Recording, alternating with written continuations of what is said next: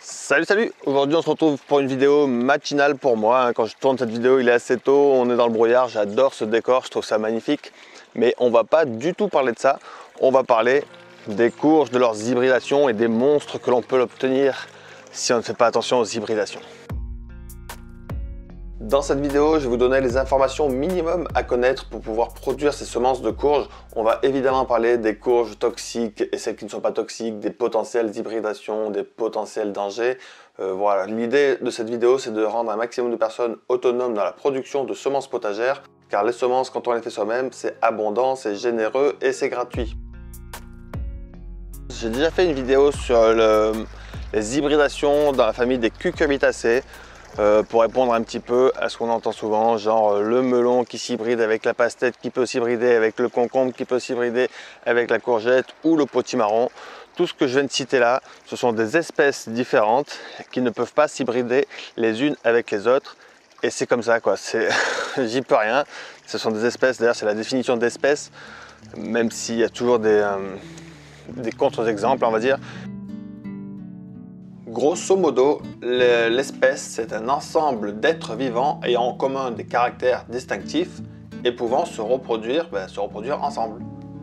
Autrement dit, si on est de la même espèce, on se ressemble un petit peu et on peut se reproduire ensemble. Si on n'est pas de la même espèce, on ne peut pas se reproduire ensemble. Bon, alors pour les plus tatillons d'entre vous, évidemment, il y a des exceptions. Ce qui est bien avec le vivant, c'est qu'il y a tout un tas d'exceptions. Mais là, ce que je vais vous parler des courges, il n'y aura pas d'exception. Par exemple, on peut me dire que le cheval et l'âne sont deux espèces différentes, peuvent se reproduire ensemble, ça fait des mulets, mais souvent ces hybridations interspécifiques donnent des progénitures stériles qui ne pourront pas, elles, se reproduire. Alors pour ceux qui ont peur de faire les courges, on peut se dire, oh là là, je fais un potimarron et je fais une butternut, si je les cultive côte à côte, elles vont s'hybrider et j'aurai des résultats vraiment très aléatoires. Alors petite information, cette butternut ici ne peut absolument pas s'hybrider avec ce potimarron qui est là.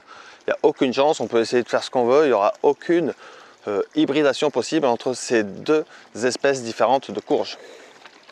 De la même manière, je peux prendre ce potimarron et essayer de l'hybrider avec cette courge jack-o'-lanterne, citrouille, jack-o'-lanterne, impossible que ces deux s'hybrident.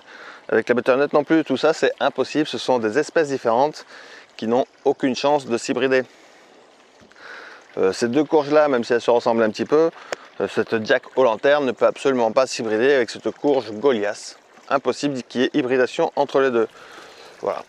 Par contre, si je prends ce potimarron, lui, il peut s'hybrider avec cette courge Goliath parce qu'il fait partie de la même espèce. Du coup, ce qu'il faut savoir quand on veut faire ces semences de courges, c'est avoir des notions d'espèces végétales. Donc, dans les espèces de courges, le plus souvent, on parle de cucurbita quand on parle de courges. La famille, c'est les cucurbitacées et les courges, ce sont des cucurbita le plus souvent. Et donc, dans ces cucurbita, on va trouver l'espèce Cucurbita moscata. Alors, moi, je dis moscata. Avant, je disais mochata. La plupart des gens disent mochata. Mais il semblerait, là, il s'agit de latin. Il semblerait qu'en latin, le C et le H ne fassent pas ch. Donc on devrait dire, si on parlait correctement le latin, ce qui n'est pas du tout mon cas, cucurbita moscata. Bon, mais si vous préférez, vous pouvez dire cucurbita mochata, moi je dis les deux, peut-être que je vais alterner dans la vidéo, ce n'est pas très important. Dans cette espèce cucurbita moscata, il y a plusieurs variétés. On va trouver les butternuts, on va trouver des longues de Nice, on va trouver des musquets de Provence. D'ailleurs, moscata, le mot musquet vient de moscata. Voilà, bref. Donc butternut, langue de Nice, musquet de Provence, la plaine de Naples, la sucrine du Berry. Tout ça, ce sont des variétés de courges appartenant à la même espèce, Cucurbita moscata. Donc ces courges que j'ai mis en exemple peuvent s'hybrider les unes avec les autres. Mais elles ne peuvent pas s'hybrider avec les autres espèces. Comme autre espèce, il y a par exemple les Cucurbita maxima. Dans la Cucurbita maxima, on va trouver tout ce qui est potiron, potimarron, les très grosses courges Atlantic Giant.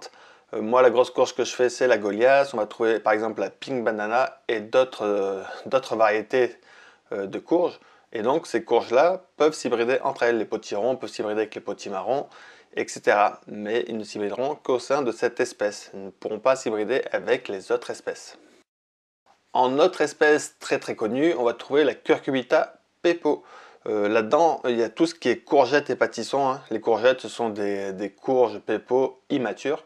On va également trouver ce que l'on appelle les citrouilles. Alors maintenant, citrouille, on l'utilise un petit peu pour plein de choses, mais de manière à l'origine, les citrouilles, ce sont des cucurbita pepo, comme les Jack aux lanternes, la Lady Godiva. Lady Godiva, c'est une courge dont on consomme surtout les graines. Ce sont des graines très très bonnes à consommer. On ne mange pas tellement la chair, même si elle est comestible.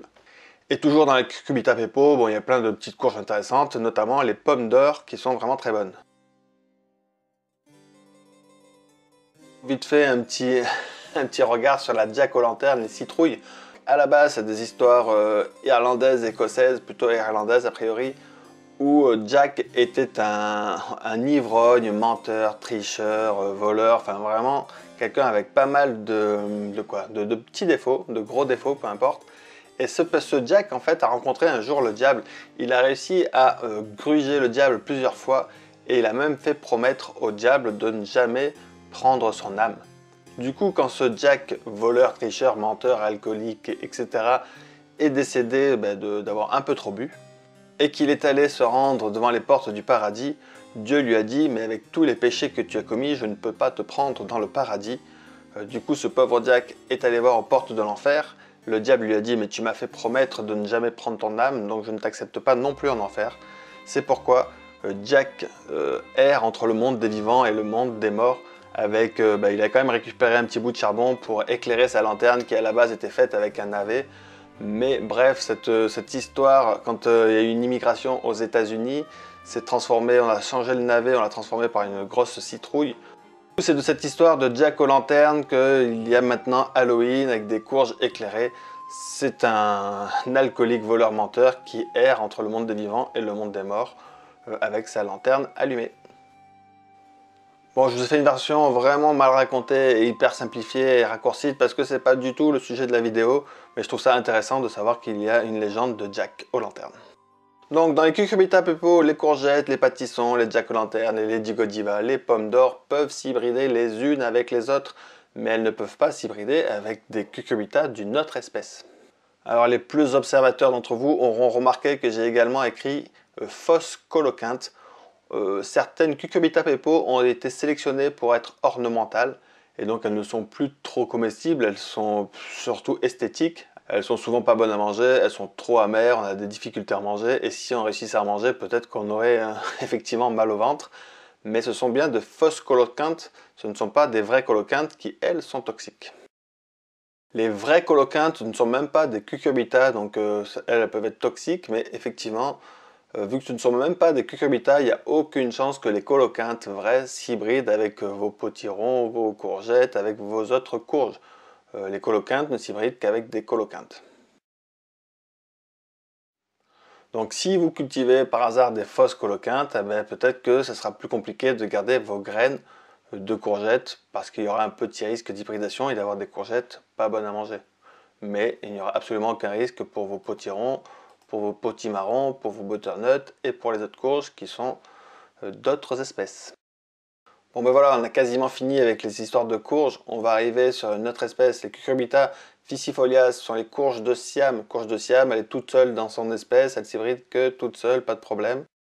On va retrouver les lagenaria, ce sont tout ce qui est courge gourde ou les courges calebasses. Pareil, ce sont d'autres espèces, elles ne s'hybrident qu'entre lagenaria. Il n'y a aucun risque de croisement de courge gourde avec vos potimarrons ou vos courgettes. D'ailleurs, à la base, courge et gourde, c'était le même mot qui s'est différencié avec des régions différentes et le temps qui est passé dessus.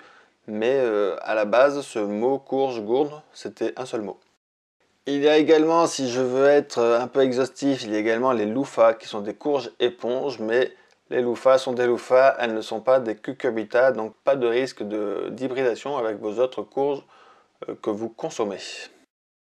Maintenant que nous sommes tous des spécialistes dans les espèces de courges, nous avons tous compris que l'on peut facilement cultiver une butternut avec un potiron, avec une courgette, avec une courge de Siam, avec une coloquinte, avec une courge gourde et une courge éponge. Et on sait que toutes ces courges ne peuvent absolument pas s'hybrider les unes avec les autres.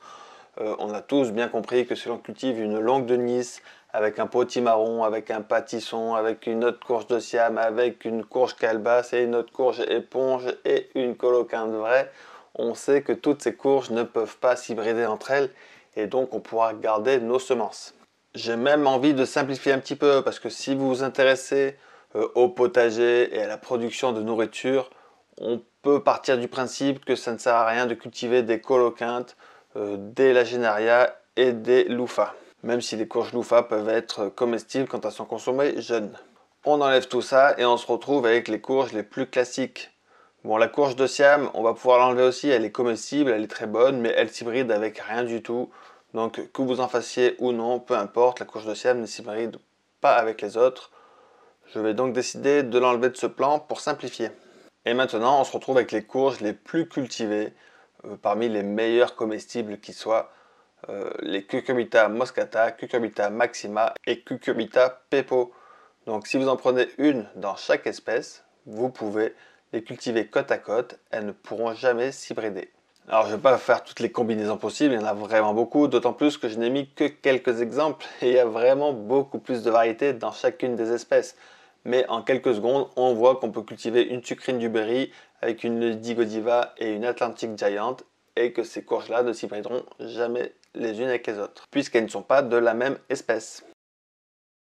Avec ces informations, on se rend compte qu'on peut gérer dans son jardin les espèces de courges que l'on cultive afin de faire ses semences. Maintenant, la problématique, c'est de savoir ce qui se passe dans les jardins des voisins. Parce que chez les courges, ce sont les abeilles, les bourdons qui font la pollinisation. Et les abeilles et les bourdons peuvent venir de chez le voisin avec du pollen de courges de chez le voisin. Alors pour se protéger un peu des hybridations qui viendraient du pollen qui a été produit chez les voisins, c'est important d'installer des haies autour de son potager ou autour de son jardin, des haies si possible fleuries, mellifères pour occuper les abeilles. C'est important aussi quand on fait ses semences, par exemple si je fais mes semences de courgettes, je récupère les graines des courgettes qui sont le plus au centre de mon jardin, entourées d'autres courgettes à moi. Ainsi les hybridations auront probablement eu lieu entre mes courgettes qui sont côte à côte. Les abeilles ne sont pas des animaux complètement sadiques qui vont choper un peu de pollen chez le voisin, qui vont esquiver toutes les autres fleurs de courges et de courgettes qu'elles vont croiser pour venir polliniser votre courgette au centre du jardin. Généralement, les abeilles restent dans une zone et elles pollinisent toute la zone. Donc si vous avez un champ de courgettes, par exemple, courgette ou potimarron ou butternut, peu importe, que vous récupérez les graines des plants qui se trouvent plutôt au centre de votre ensemble de courges, vous aurez quasiment pas d'hybridation avec les plantes du voisin, surtout si vous avez installé autour de votre jardin des haies mellifères. Bon, après, si les voisins ne cultivent pas de courges, là vous êtes tranquille. Il y a une autre solution que j'aime beaucoup, c'est faire ses semences et donner aux voisins des plantes, vos potimarrons, donner aux voisins vos butternuts, donner aux voisins vos courgettes. Comme ça, même s'il y a de la pollinisation avec le voisinage, vous savez que le voisin cultive les mêmes espèces que vous, les mêmes variétés que vous. Et ainsi, il n'y a pas d'hybridation surprenante. Et je trouve d'ailleurs que c'est un bon moyen de faire du lien avec le voisin. On lui donne des plants et en échange, il s'engage à ne pas faire venir des plantes d'ailleurs. Du moins sur ce qui est courge. Bon, j'espère que c'est assez simple. J'ai essayé de rendre cette histoire de courge simple pour accessible à tous parce que je vois qu'il y a pas mal de confusion, même dans les vidéos que je vois sur internet. Je vois que c'est pas forcément très clair. Donc j'ai essayé de rendre ça, j'espère, le plus limpide possible. N'hésitez pas à me le dire si vous avez trouvé ça simple et clair ou si vous avez trouvé ça trop compliqué, trop technique, j'en sais rien. J'ai pas l'impression que ce soit hyper technique, mais je me rends pas forcément compte peut-être. J'ai volontairement, pour les spécialistes, j'ai volontairement supprimé les Cucurbita argyrosperma de mon histoire. Bon, déjà parce que la plupart des gens qui regardent mes vidéos se trouvent en France, et en France, ce sont des courges qu'on ne cultive quasiment pas. Enfin, c'est des courges très peu cultivées, plutôt en Amérique, Amérique centrale, Amérique du Sud. Dans les Cucurbita argyrosperma, on va trouver la papalote, la tequila black, la San Bernardo, la Cochi Pueblo. Concrètement, moi je connais pas ces courges, je connais personne qui cultive ces courges, donc je les ai éliminées de l'équation. Et je les ai également éliminées parce que je vous disais qu'avec les courges, il n'y aurait pas d'exception quant aux hybridations interspécifiques. Alors c'est vrai, tout ce que je vous ai dit est vrai. Mais par contre, avec ces Cucurbita argyrosperma, il peut y avoir des hybridations interspécifiques avec les Cucurbita pepo, Cucurbita maxima ou Cucurbita moscata. Mais vu que ce sont des courges peu cultivées, je me dis que c'est pas forcément la peine de se prendre la tête avec ces exceptions plutôt rares. Ce que j'espère vraiment avec cette vidéo, c'est pas tellement que vous ayez tout compris, loin de là, même moi je suis très loin d'avoir tout compris. Mais en tout cas, ce que j'espère avec cette vidéo, c'est que ça donnera envie à certaines personnes de faire leurs semences. Peut-être que certains ou certaines d'entre vous pensaient que reproduire ces semences de courge était très difficile. Avec les infos que j'ai données, j'espère que quelques personnes parmi vous se diront « Ok, allez, je tente de faire mes semences de courge et je deviens un peu plus autonome sur mes semences ». Et donc, je le répète, pour celles et ceux qui ont peur de s'intoxiquer en faisant leurs semences de courge, il est impossible de s'intoxiquer, même si on fait n'importe quoi, en faisant ces semences de butternut. Il est impossible de s'intoxiquer, même si on fait n'importe quoi, en faisant ces semences de potimarron. Il est impossible de s'intoxiquer, même si on fait n'importe quoi, en faisant ces semences de courge de Siam, parce que ce sont des espèces où il n'y a pas de plantes toxiques à l'intérieur. J'ai volontairement zappé tout ce qui était pollinisation manuelle. On peut évidemment prendre des fleurs mâles de courge et faire nous-mêmes la pollinisation sur les fleurs femelles et après fermer la fleur femelle pour être sûr que les insectes n'y aillent pas. Je voulais pas rendre la vidéo trop lourde, donc effectivement peut-être qu'un jour je ferai une vidéo sur la pollinisation manuelle, mais là je voulais plutôt parler d'espèces et d'hybridation possible ou impossible dans cette vidéo aussi. Je vous remercie beaucoup d'avoir suivi cette vidéo, je vous dis à la prochaine pour de nouvelles aventures. Un immense merci à toutes les personnes qui soutiennent le travail réalisé sur cette chaîne. C'est grâce à ça qu'on peut diffuser de l'information, essayer de transmettre un maximum et de motiver le plus de monde possible à, dans ce cas-là, à produire ses propres courges, à fabriquer des semences, à distribuer les semences et à partager l'abondance. Je vous remercie beaucoup et à la prochaine, ciao ciao.